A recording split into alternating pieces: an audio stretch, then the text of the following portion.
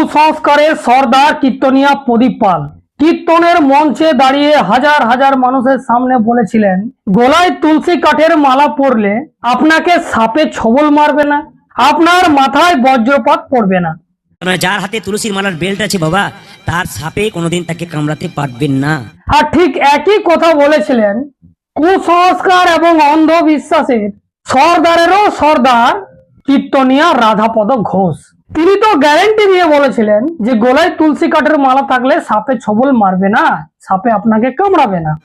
তুলসীর মালা যদি সঠিক হয়, সঠিক তুলসীর মালা হয়, আমি রাধাপদ ঘোষ চ্যালেঞ্জ করে বলছি, তা সাপে কামড়াবে না, বজ্রপাতে মৃত্যু হবে না, 100% শিওর। এই ধরনের কথা বলে দেশের মানুষকে মৃত্যুর মুখে ঠেলে দিচ্ছে।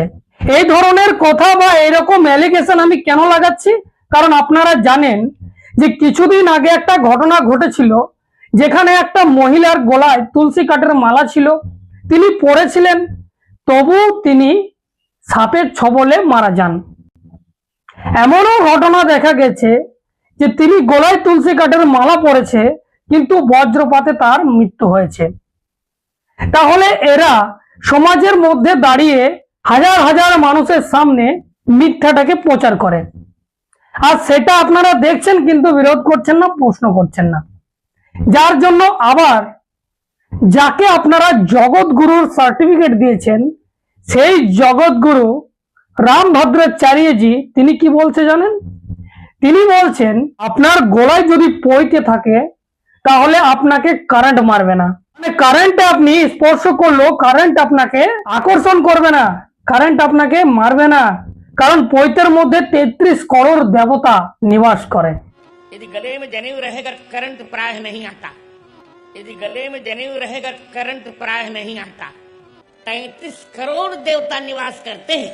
এবার প্রথম কথা হচ্ছে, যদি গলায় পইতে থাকে আর সেই পইতে থাকলে যদি কারেন্ট না স্পর্শ করে আপনাকে, তাহলে প্রথম কথা হচ্ছে রামভদ্রাচার্যজি সেই কারেন্টকে স্পর্শ করুক, দেখা যাক তাকে কারেন্ট মারছে নাকি মারছে না। যদি সে বেঁচে যায় তাহলে খুব ভালো, আর যদি সে না বাঁচে তাহলে জানবেন একজন এই দেশ থেকে যে অনবরত কুসংস্কার অন্ধবিশ্বাস ছড়াচ্ছিল তাকে তুলে নিয়েছে। কে তুলে নিয়েছে? না কারেন্টের যে ধর্ম, সেই ধর্ম সে করেছে। কারণ কারেন্ট স্পর্শ করলেই তো আপনি মৃত্যুর মুখে পড়বেন, অনেক ক্ষেত্রে হয়তো আপনি বেঁচে যেতে পারেন। তাহলে এখন মূল যে বিষয় এবং বস্তু রয়েছে, যে এই কীর্তনিয়ারা যারা লাগাতার এই ধরনের কুসংস্কার প্রচার করে, যেটা বিশেষ করে হিন্দু সমাজের মধ্যে, আমাদের সমাজের মধ্যে, সেখানে সমস্ত মানুষ ক্ষতিগ্রস্ত হয়। কিন্তু এই জগৎগুরু বিশেষ একটা সম্প্রদায়কে টার্গেট করে তাদেরকে মৃত্যুর মুখে ঠেলে দিচ্ছে, আর সেটা হচ্ছে ব্রাহ্মণ, এবং কিছু ক্ষেত্রে বৈশ্য এবং ক্ষত্রিয় তারাও পড়ে। তো যারা গলায় পইতে ধারণ করেন তারা খুব সাবধান, কারণ আপনাদের সাথে আমাদের বৈচারিক লড়াই থাকতে পারে, কিন্তু এই দেশে কুসংস্কারের কারণে যদি কোনো মানুষের বা কোনো ব্যক্তির প্রাণ চলে যায় তো এর থেকে লজ্জা আর কিছু হয় না।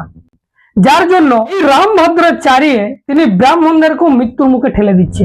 আমি এই যে তিনজন হিন্দু ধর্মের মানুষকে উদাহরণ দিলাম, এটা সামান্যতম, এইরকম অসংখ্য রয়েছে যারা আপনাদের সামনে এসে বিভিন্ন মঞ্চ লাগিয়ে বিভিন্ন গীতা পাঠের মাধ্যমে, কৃষ্ণ কথার মাধ্যমে, রাম কথার মাধ্যমে, হনুমান চল্লিশার নামে এই ধরনের আপনাদেরকে কুসংস্কার এবং অন্ধবিশ্বাস আপনাদের মগজে ঢুকিয়ে দেয়, আর আপনারা সেটাকে সত্য মনে করে আপনারা বিশ্বাস করে ফেলেন, আর সেই অন্ধবিশ্বাসের কারণে আপনার ক্ষতি হয়ে যায়। পরে আপনারা সিদ্ধান্ত নেবেন, কিন্তু আপনারা এই সমস্ত ভিডিও দেখে আপনারা সচেতন হবেন না, উল্টে আপনারা আমাদেরকে গালিগালাজ করবেন যে আমরা সমাজের গাদ্দার, আমরা সমাজকে বিভ্রান্ত করছি, আমরা ধর্মকে অপমান করছি। তো এই দেশে বিভিন্ন ধর্মে কুসংস্কার অন্ধবিশ্বাস রয়েছে, সেগুলো যদি আমরা তুলে ধরি এবং সমাজের সঠিকটা উপস্থাপনা করি তাহলে কি আমরা অন্যায় করছি? আমি বারবার আপনাদেরকে বলি যে তুলসীর মালাটা আর কিছু নয়, এটা একটা চিহ্ন, এটা একটা আইডেন্টিটি হিসাবে ব্যবহার করা হয়। যারা ধর্মগুরু তারা বিভিন্ন রকম আপনাদেরকে বলে এবং মগজ ধোলাই করে যে তুলসী কাঠের মালা পরলে এই হবে তো সেই হবে, কিন্তু বাস্তবে দেখুন বহু মানুষ তুলসী কাঠের মালা ধারণ করেনি, তবু তাদেরকে মানুষ ভালোবাসছে। আপনারা জানেন এই দেশে ডক্টর বি.আর. আম্বেদকর, যিনি সারা বিশ্বের কাছে আইকন, সিম্বল অফ নলেজ বলা হয় ডক্টর বাবা সাহেব আম্বেদকরকে। হতে পারে কিছু সংখ্যক মানুষ ওনাকে পছন্দ করে না, কিন্তু তিনি আজকে নেই, তিনি তুলসী কাঠের মালা পরতেন না, কিন্তু আজকে বিশ্বের কাছে বিখ্যাত 10 জন ব্যক্তির মধ্যে তিনি একজন। তাকে তো তুলসী কাঠের মালা পরতে হয়নি। তো আপনি স্বর্গে গিয়ে কি করবেন? স্বর্গ দেখেছেন আপনি? স্বর্গ আমাদের এটাই, যেটা মানুষের মৃত্যুর পরে জেনারেশন টু জেনারেশন মনে রাখবে, তার চর্চা করবে, তার বিচার সমাজে কি কাজ করে গেল সেই নিয়ে চর্চা আলোচনা করবে এবং পিঢ়ি দর পিঢ়ি চলবে। এর থেকে স্বর্গের ভূমিকা আমার কাছে আর কিছু নেই। তাই স্বর্গের লোভ দেখিয়ে যারা কুসংস্কার বা অন্ধবিশ্বাস আপনাদের গলায় বেঁধে দিতে চাইছে, সেটা আপনারা যে কোনো ধর্মের হতে পারেন, এইগুলো করবেন না। মনকে শান্তি করুন। আপনি কি চান নিজের মনকে প্রশ্ন করুন। উত্তর না পেলে এমন কিছু মানুষের কাছে যান যারা সঠিক আপনাকে দিশা দেখাবে। নাকি বলবে যে আংটি নিয়ে নাও তারপরে আপনার এই কাজ হবে, গলায় তুলসী কাঠের মালা নিয়ে নাও তারপরে আপনার এই কাজ হবে, তো প্রবাল নিয়ে নাও, আপনার শনির দশা, এই সমস্ত করে কিছু হবে না। আপনার জীবনে যা কিছু ঘটে তার একটা কারণ আছে, সেই কারণটাকে খোঁজার চেষ্টা করুন এবং সেই কারণকে খুঁজে সেটা সমাধানের রাস্তা বের করুন। দেখবেন আপনি সঠিক পথে যাচ্ছেন।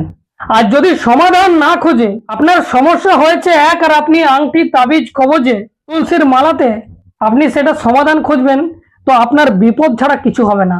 আর সেই বিপদের সর্দারেরা লাগাতার আপনাদের মাথায় এই কুসংস্কার ঢেলে দিচ্ছে, যেমন উদাহরণ আমি এই 3 জনকে দিলাম। বাকি এই বিষয়ে আপনাদের কি মতামত রয়েছে অবশ্যই আপনারা কমেন্ট বক্সে লিখে জানাবেন। যদি প্রথমবার ফেসবুকে দেখছেন ফলো করে নেবেন, ইউটিউবে যদি দেখে থাকেন অবশ্যই সাবস্ক্রাইব করে পাশে থাকবেন। এখন এই পর্যন্তই, ধন্যবাদ।